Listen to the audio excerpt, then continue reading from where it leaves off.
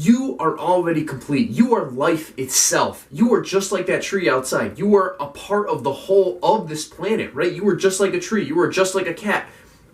Everything is a piece to the puzzle, and you are also the puzzle, and you're also a piece.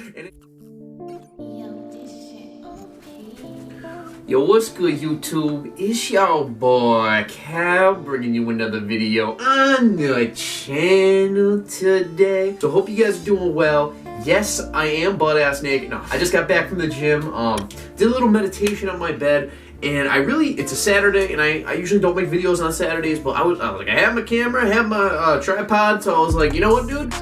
I want to express to you guys what my experience I just had, and kind of just express the state of surrender that I kind of referenced to multiple times, because I really felt it there, and I feel as though I could really describe it well for you guys. And yeah, so without further ado, let's get right into the video. Yes, what is surrender? Surrender is not like, a lot of times it's described as like you're backing down, you know, it's not a good thing. It's kind of made up by society, movies, media, that surrender is not a good thing. And you know, in this society of becoming, you know, you want to work hard, you never want to stop, you never want to surrender, always keep going no matter what. And unfortunately, in the world of being, you know, your true essence, complete self, and when I reference the world of being, right, everything is fact. There's no opinion.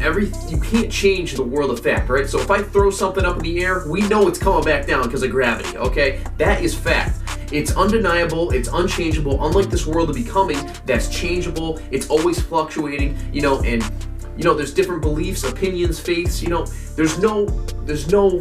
you cannot dispute the world of being. It just is. Within the world of being, surrender is actually one of the most healthiest things you can do for yourself, because a lot of times, I know today, right, I went to the gym and I don't know what the hell got into my mind, but my brain was thinking of thoughts like crazy, and I noticed I started to become unconscious, not literally, but in spiritual terms. I became less spiritually aware, and I was identifying with my thoughts. And you know, I was bench pressing, and I'm cutting right now, and man, well, the weight was not moving how I wanted it to. And even though I recently had a back injury, the back injury really didn't play a role. I felt as though like the weight was just not moving right, and I felt really weak. And even though, if you compare the weight I'm pushing to my actual body weight, I'm stronger than I've ever been. It's just, to me, I felt in that moment, it was like, damn, this freaking sucks. But you know, and then I forgot about all the good that was happening. Like, I'm actually bench pressing again. That's really good. But kind of to just reference that to surrender, through me identifying with my thoughts, you know, it ended up dictating a majority of my workout until I, you know, snapped back into it. And I was like, whoa, Cal, gain some spiritual awareness, you know, observe your thoughts. You know, these thoughts are not facts, you know, they're changing. So when I regained that spiritual awareness at the gym, and I was like, okay, Cal, try to stop thinking. I didn't literally say that to myself, but that's what I was doing, looking back on it now. I was trying to stop thinking. There's a difference between stopping and completely letting go, right? Because when you stop, you're still holding on to that. There's still some resistance there. Letting go means you're releasing. You're completely letting go of it. It's free, you know? It's no longer within you. And so within this state of surrender, you enter a state of letting go. It happens through observation, and when I was meditating, I was observing my thoughts in a lot better of a mental state, you know, and I was not, you know, still identifying with my thoughts like crazy, but I could feel this natural emotion at the time of just like, you know, I was like, damn, you know, it was kind of like a workout, you know, and it was dictating my reality. And so I, you know, laid down on my bed, closed my eyes, and I was telling myself, okay, Cal, let go, let go, let go, you know, and through telling myself to let go, right, I'm not actually letting go. That's within the world of becoming. I'm trying to let go. I'm trying to stop. Through me trying to let go, that can be seen as effort. This process of surrender is effortless. It does not cost any money.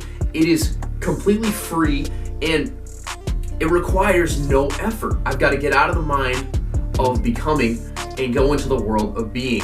And so I just completely let go of everything, and I was watching everything. And so watching my thoughts, watching everything, and I just naturally moved into the state of surrender with no concepts coming in. And when I mean concepts, I mean like my mind, my thoughts, you know, all these identification with forms. Like, okay, try to let go, try to let go. No. I actually just let go. Now, I wasn't trying to do it, I just let go. It came effortlessly.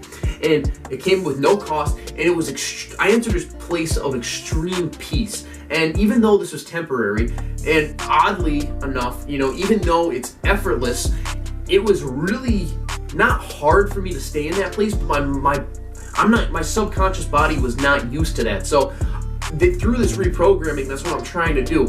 And when you surrender, right, you're just letting all the thoughts be there as they are, you know, because they're thoughts. They're there even though they're facts, but they're not facts. You get what I'm saying? Like, it's a fact, it's there, but it's not a fact about this reality. And so as time goes on, and since your thoughts only exist in your attention, awareness, you know, you enter the state of extreme peace, and it's almost as if you're not thinking anymore. You're letting go of thinking, and you're surrendering to all it is, and you're accepting it for the moment. You're entering the moment even more than you. It's just so freeing to me, because our minds try to capture us and tell us to do this. Okay, try to let go, try to let go, try to let go. And it kind of puts a barrier up where you can't actually let go.